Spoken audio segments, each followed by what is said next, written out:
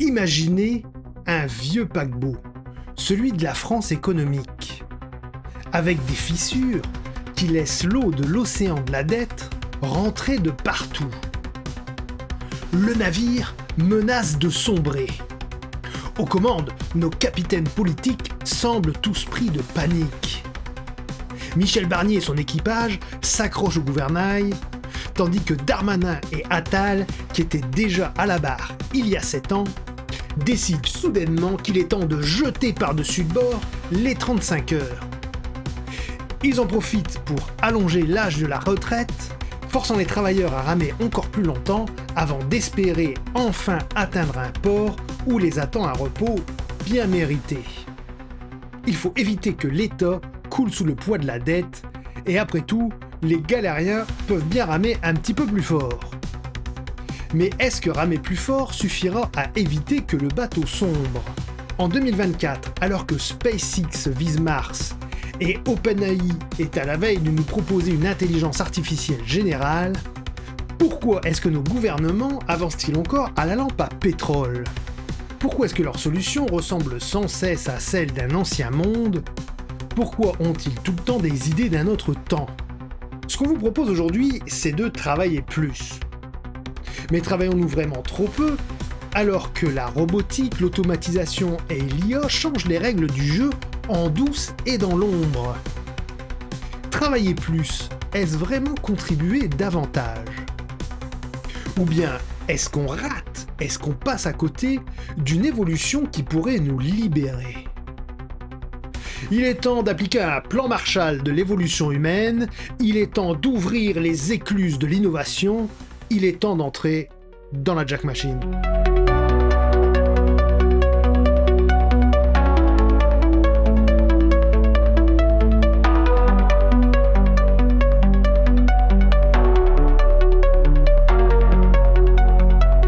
Alors voici un téléphone. Voici un téléphone quelques années plus tard. Voici maintenant le moteur qui propulse les fusées SpaceX à ses débuts. Et voici le même moteur quelques années plus tard. Eh oui, c'est plus simple, plus efficace et c'est mieux conçu. Les meilleurs cerveaux du monde ont bossé là-dessus et ont permis à la technologie, au design et à la simplicité d'avancer. La technologie devient plus fluide, plus accessible, plus évoluée, et elle progresse à vitesse grand V. Mais, et l'humain, lui ? En fait, on dirait qu'on stagne un peu. Au final, on lui donne des ordinateurs, des robots, des machines pour être plus productif. Mais est-ce que c'est l'humain qui en profite vraiment ? Ou est-ce la machine économique ? Pendant qu'on optimise moteurs, téléphones et autres objets de la vie courante, on laisse de côté l'une des technologies les plus évoluées de cette planète, l'être humain. À ce titre, la pandémie en 2021 a été un électrochoc. Aux États-Unis, des millions de personnes ont démissionné, réévaluant par là même leurs priorités. En Allemagne, les changements de carrière ont augmenté de 15%. Et en France, près de 25% des actifs envisageaient une reconversion professionnelle. Qu'est-ce que ça veut dire ? Ça veut dire que la population veut autre chose. Ça veut dire que l'être humain veut maintenant du sens. Et à ce désir profond, à cette demande d'évolution des civilisations, le gouvernement répond « Pas travailler plus !» Ok, c'est une solution, et c'est peut-être même la seule solution à court terme, effectivement. Mais c'est peut-être aussi ça qui fait que la politique est en perte de vitesse. Ça, c'est la courbe des votes perdus lors des dernières présidentielles en France. Plus la courbe est haute, plus les gens se sont abstenus ou voté blanc. Je dis ça, je dis rien. Donc laissons-les à leur solution moisie et essayons d'imaginer autre chose. Imaginez qu'on vous donne un ticket. Imaginez maintenant que ce ticket vous permette de vivre votre vie sans la pression de devoir payer les factures de base, sans cette notion de survivance qui pèse sur vos épaules. Alors, Partagez-moi vos réponses dans les commentaires. Qu'est-ce que vous faites de ce ticket? Est-ce que vous restez dans votre métier actuel? Est-ce que vous tentez quelque chose de nouveau? Est-ce que vous vous formez? Ou dites-moi quel talent en vous mérite d'être exploré.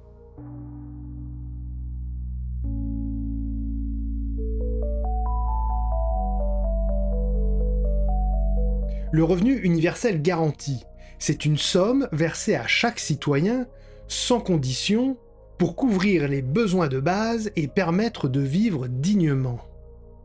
Ce n'est pas être payé à rien faire, c'est un outil pour augmenter le bonheur humain, pour libérer nos esprits, pour innover, pour se former, bref, pour s'épanouir. Pour que chacune de nos actions devienne un choix conscient et non une obligation parce qu'il faut payer des factures. Une sorte d'avancée de l'intérieur et non sous la contrainte. Parce qu'on se sent toujours mieux d'avancer sans avoir un pistolet sur la tempe. Eh ben vous savez quoi? Ça a déjà été testé. En Finlande, au Canada, aux États-Unis, en Espagne, et même pendant 12 ans au Kenya. Et partout, les résultats sont positifs. Moins de stress, plus d'engagement, des gens qui reprennent leurs études, qui lancent des projets ou qui s'engagent dans la communauté. Par exemple, en Finlande, Mouraya a utilisé son allocation mensuelle de 560 € pour se concentrer sur sa passion, écrire. En 2 ans, il a publié 2 livres et rédigé de nombreux articles. Et il a aussi postulé à des dizaines de positions. Sans la bureaucratie et la pression, il a pu se dédier pleinement à sa carrière, prouvant que le revenu universel peut libérer le potentiel des individus. Une autre participante a même ouvert un café, sachant qu'elle avait cette sécurité financière pour soutenir son projet. Elle a pu ouvrir un espace qui correspondait à ses valeurs et contribuer à sa communauté sans la peur de l'instabilité financière. Alors certes, financer un tel projet a un coût, mais il y a des solutions. Par exemple, taxer la valeur ajoutée des robots, simplifier les aides sociales, mettre en place des impôts progressifs, ou encore taxer les échanges boursiers. En même temps, de toute façon, c'est pas comme si nous avions le choix. Robots, intelligence artificielle, automatisation vont remplacer de toute façon la plupart de nos métiers. C'est soit la mise en place du revenu universel, soit le chômage, la pauvreté et la révolte populaire. Cette option-là coûtera bien plus cher. Mais l'idée, ça reste quand même de créer une société plus heureuse, où chacun peut contribuer selon son talent, sans être freiné par la peur de ne pas joindre les deux bouts. Et il reste évidemment à évaluer l'impact d'une telle mesure sur l'économie globale. Car, ne vous y trompez pas, vous n'êtes clairement pas limité à ce salaire. Si vous le souhaitez, vous pouvez travailler ou exploiter vos nouveaux talents. Et ce, pour gagner plus. Bien plus. Et c'est d'ailleurs le but. C'est le but à moins que vous ne soyez des gros feignants.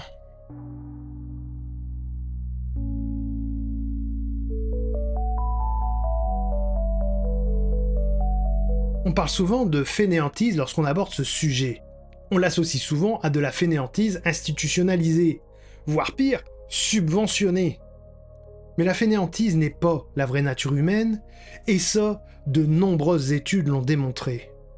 Par exemple, l'expérience menée en Finlande a montré que les participants en revenu universel n'ont pas cessé de travailler. Au contraire, beaucoup ont utilisé cette sécurité pour aller se former, lancer des projets ou trouver des emplois qui leur correspondaient mieux. Une étude similaire en Ontario, au Canada, a montré que les participants étaient plus enclins à entreprendre des actions positives pour leur avenir. La théorie de l'autodétermination de Deci et Ryan explique que les êtres humains sont motivés par le besoin de compétences, d'autonomie et de relations. Quand ces besoins sont satisfaits, les gens cherchent naturellement à contribuer, à apprendre et à se connecter avec les autres. Alors ce n'est pas de la fainéantise, c'est simplement que lorsque l'on est préoccupé par la peur du lendemain, la motivation est bloquée. Et on ira éventuellement combler certains besoins dans les gangs ou des activités illégales. Des études sur les sociétés traditionnelles ont d'ailleurs montré que les humains ont toujours travaillé, même sans les systèmes de rémunération modernes. Que ce soit pour chasser, cueillir, construire, élever des enfants, l'activité humaine est intrinsèquement liée à la survie collective et à la contribution à la communauté, et non à une quelconque pression extérieure. Le Harvard Business Review a également montré que la majorité des personnes sont motivées par un sentiment d'accomplissement et de progrès dans leur travail. La motivation intrinsèque, c'est-à-dire le désir de réaliser quelque chose simplement pour le plaisir de le faire, ou pour se sentir compétent, est un très puissant moteur chez l'humain. Cela prouve que les gens veulent s'engager, qu'il s'agisse de travail rémunéré ou de contribution à la communauté. Alors imaginez un monde où l'humain et la technologie avancent de concert. Un monde où chacun a son ticket d'entrée pour réaliser son plein potentiel. Un monde où l'évolution humaine est au centre des préoccupations, tout comme la recherche de sens et de contribution. La technologie à son meilleur et l'humain à son meilleur. Ne serait-il pas sage, avant qu'Elon Musk nous emmène sur Mars, de réfléchir à la version de l'humanité que nous souhaitons y emmener? Celle qui survit ou celle qui s'épanouit? Car oui, le cosmos nous attend, mais pas n'importe comment. Cultivons la curiosité mutuelle et exigeons l'innovation. Ainsi, peut-être un jour, passerons-nous de revenu universel à devenu universel.